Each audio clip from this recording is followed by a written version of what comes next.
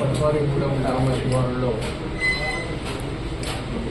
కొమ్మపేట SI తన సిబ్బందితో పాటు వెహికల్ చెకింగ్ చేస్తుండగా పాల్వంచ వైపు నుంచి ఒక ఇన్నోవా వెహికల్ వచ్చింది. పోలీస్ వాళ్ళని చూసి స్లో చేస్తూ ఆపినట్టే ఆపి మళ్ళీ టర్న్ ఓవర్ చేసుకొని పోలీస్ వాళ్ళు వేగంగా వెళ్ళి వాళ్ళు పట్టుకోవడం జరిగింది. దాంట్లో ఒక 5 వ్యక్తులు ఉన్నారు. వాళ్ళ పేర్లు ఏంటంటే కన్నగూడి శివకృష్ణ, జయరామన్ మహేష్ కుమార్, కృష్ణమూర్తి మరియప్పన్, రంగస్వామి రంజిత్, రాము వసంత్. ఈ 5 వ్యక్తులు కూడా దాంట్లో ఉన్నారు. దానికి వెహికల్ డిస్ప్లే నెంబర్ ఒక రకంగా ఉంది. వెహికల్ చెక్ చేస్తే వేరే నెంబర్ యొక్క ఆర్సీ దాంట్లో దొరికింది.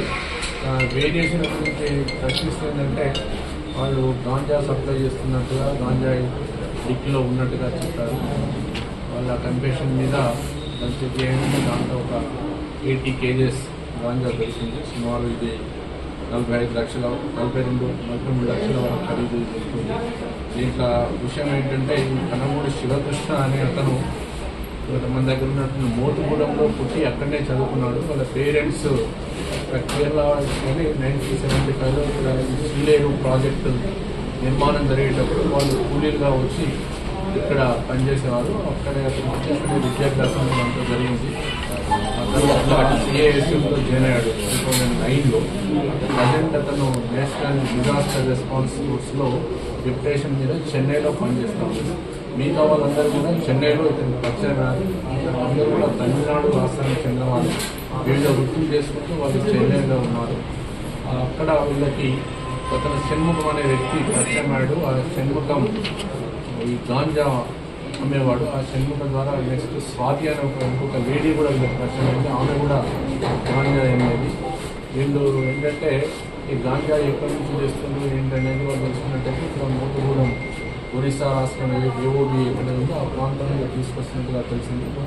ఇక్కడ శివకృష్ణ కూడా అదే ఏరియా వాడు కాబట్టి వాళ్ళు చెప్పినటువంటి క్లూస్తోనే అతను తొందరగా ఏరియాకి వచ్చేస్తున్నాయి కాబట్టి స్టోరు ఏం గమనిందని చెప్పేసి తెలుసుకొని అక్కడి నుంచి తీసుకొచ్చి ఇక్కడ శివకృష్ణకు స్వాతికి ఇచ్చి ఎక్కువ లాభాలు పొందాలనే ఉద్దేశంతో తొందరగా వేగంగా డబ్బులు సంపాదించాలనే ఒక ఉద్దేశంతో ఈ పని చేయడం జరిగింది.